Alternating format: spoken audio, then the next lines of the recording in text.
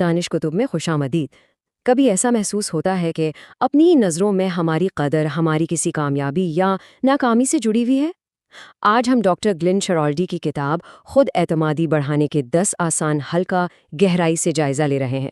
دیکھیں، یہ صرف ایک کتاب نہیں ہے، یہ خود شناسی کے ایک مضبوط بنیاد بنانے کے لیے ایک عملی قسم کی گائیڈ ہے۔ تو آئیے ان زندگی بدل دینے والے خیالات کو سمجھنے کا سفر شروع کرتے ہیں۔ تو آئیے سیدھا مسئلے کی جڑ تک جاتے ہیں۔ کیا ہماری اپنی قدر مشروط ہے؟ یعنی کیا اس کا انحصار اس بات پر ہے کہ کام پر ہماری کارکردگی کیسی رہی، دوسرے ہمارے بارے میں کیا سوچتے ہیں، یا ہم سے کوئی غلطی تو نہیں ہو گئی؟ اس سوال کا جواب بہت بہت اہم ہے، کیونکہ اسی سے وہ بنیاد ظاہر ہوتی ہے جس پر ہماری خود اعتمادی کی پوری عمارت کھڑی ہے۔ اور اس کے نتائج بہت بڑے ہو سکتے ہیں۔ اس موضوع پر تحقیق کے بانیوں میں سے ایک ڈاکٹر مورس روزنبرگ کا کہنا تھا کہ زندگی میں کسی بھی چیز سے اتنا دباؤ پیدا نہیں ہوتا جتنا اپنی ذات کی قدر کے احساس کو لاحق خطرے سے ہوتا ہے۔ کم خود اعتمادی کا مطلب صرف برا محسوس کرنا نہیں ہے، یہ ایک مسلسل چبھنے والا تناؤ ہے جو ہماری ذہنی اور جسمانی صحت کو اندر ہی اندر سے کھوکھلا کر دیتا ہے۔ اور یہیں پر ڈاکٹر شرالڈی کی کتاب امید کی ایک کرن بن کر سامنے آتی ہے۔ یہ صرف اچھی باتوں کا مجموعہ نہیں ہے، یہ یونیورسٹی آف میریلینڈ میں تیار کیے گئے ایک سکلز بیسڈ کورس پر مبنی ہے جس نے شرکاء کی خود اعتمادی کو بڑھانے اور ڈپریشن اور بے چینی کی علامات کو کم کرنے میں نمایاں کامیابی حاصل کی۔ مطلب یہ ایک آزمودہ بلو پرنٹ ہے۔ آج کے اس تجزیے میں ہم اس پورے عمل کو سٹیپ بائی سٹیپ دیکھیں گے۔ ہم یہ سمجھنے سے شروع کریں گے کہ خود اعتمادی آخر ضروری کیوں ہے، پھر اپنی بنیادی قدر کی نئی تعریف کریں گے، اور پھر ان عملی ستونوں کی طرف بڑھیں گے جو ہر چیز کو سہارا دیتے ہیں، یعنی اپنی اندرونی دنیا پر عبور حاصل کرنا، مثبت اعمال کو فروغ دینا اور اپنے جسم کی دیکھ بھال کرنا۔ تو آئیے کیوں سے شروع کرتے ہیں۔ آخر ہمیں خود اعتمادی کی پرواہ کیوں کرنی چاہیے؟ بہت سادہ سی بات ہے، کیونکہ یہ ایک بھرپور زندگی کی بنیاد ہے۔ اس کا خوشی، جذباتی لچک اور اپنے مقاصد کو حاصل کرنے کے جذبے سے گہرا تعلق ہے۔ ایک مضبوط بنیاد کے بغیر ہم ڈپریشن اور بے چینی جیسے طوفانوں کا زیادہ آسانی سے شکار ہو جاتے ہیں۔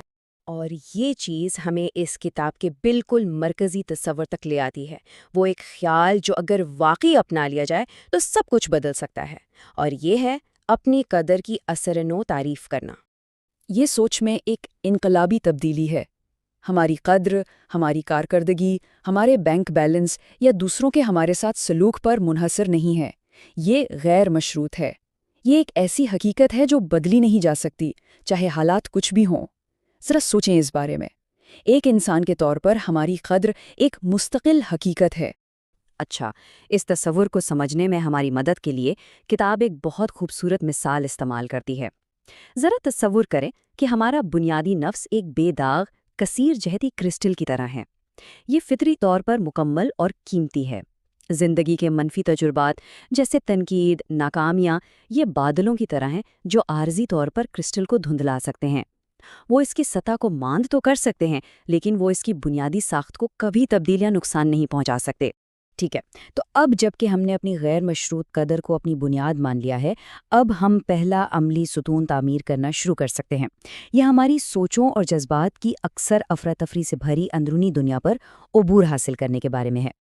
ہم سب کے اندر وہ ایک تنقیدی آواز ہوتی ہے نا؟ ڈاکٹر ایرن بیک ان خودکار منفی خیالات کو ڈسٹورشنز یا خرابیاں کہتے ہیں۔ یہ وہ غیر معقول، اکثر ظالمانہ اور سراسر غلط خیالات ہیں جو ہمیں نیچے گراتے ہیں۔ مثال کے طور پر ہم سے ایک چھوٹی سی غلطی ہوتی ہے اور ہمارا دماغ فوراً چیختا ہے، تم کتنے بے وقوف ہو، یا یہ سوچنا کہ میں ہمیشہ سب کچھ خراب کر دیتا ہوں۔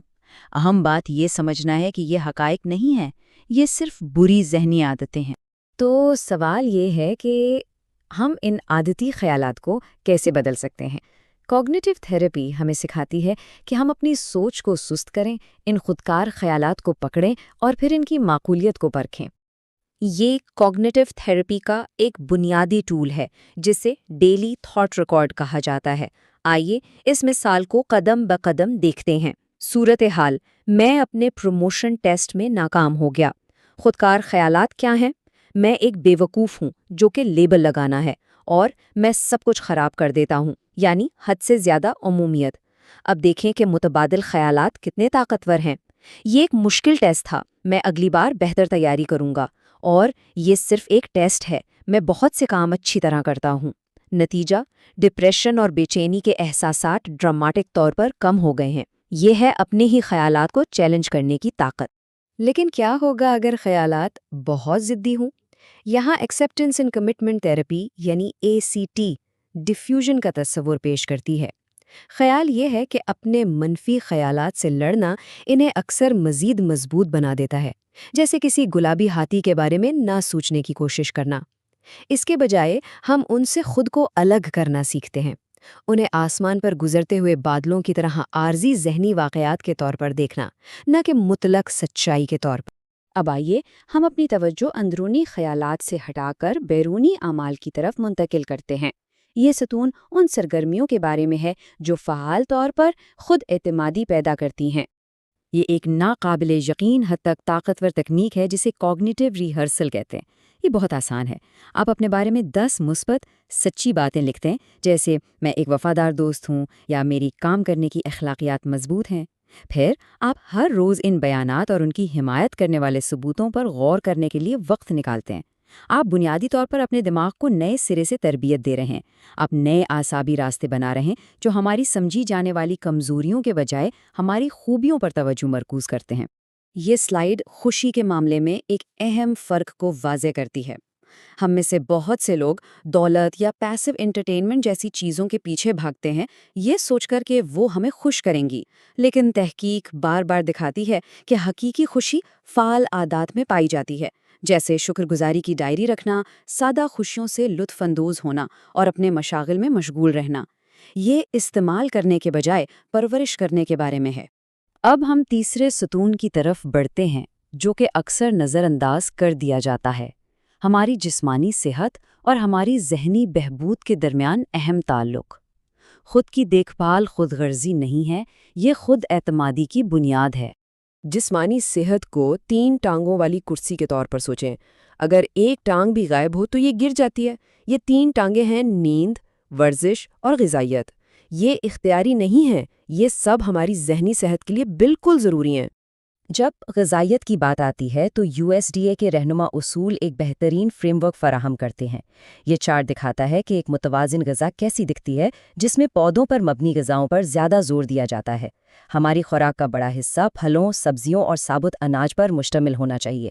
یہ صرف وزن کنٹرول کرنے کے بارے میں نہیں ہے، یہ ہمارے دماغ کو وہ اعلیٰ معیار کا ایندھن فراہم کرنے کے بارے میں ہے جس کی اسے بہترین کارکردگی دکھانے اور ہمارے مزاج کو متوازن رکھنے کے لیے ضرورت ہے۔ اب جب کہ ہم نے بنیاد اور تینوں معاون ستونوں کا احاطہ کر لیا ہے، آئیے ان سب کو یکجا کرتے ہیں۔ یہ ان مہارتوں کو طویل مدتی لچک اور مقصد پیدا کرنے کے لیے استعمال کرنے کے بارے میں ہے۔ یہ ایک ناقابل یقین حد تک پرو ایکٹیو ٹیکنیک ہے جسے سٹریس انوکیولیشن یا تناؤ سے بچاؤ کا ٹیکہ کہا جاتا ہے۔ یہ چیلنجوں کے لیے پیشگی تیاری کرنے کے بارے میں ہے۔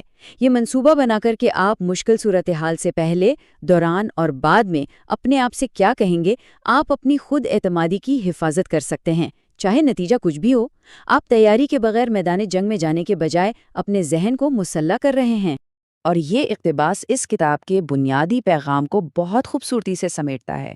یہ عاجزی یعنی یہ سمجھنا کہ ہم کامل نہیں ہیں، اور خود سے محبت یعنی یہ تسلیم کرنا کہ ہماری قدر غیر مشروط ہے کے درمیان توازن قائم کرنے کے بارے میں ہے۔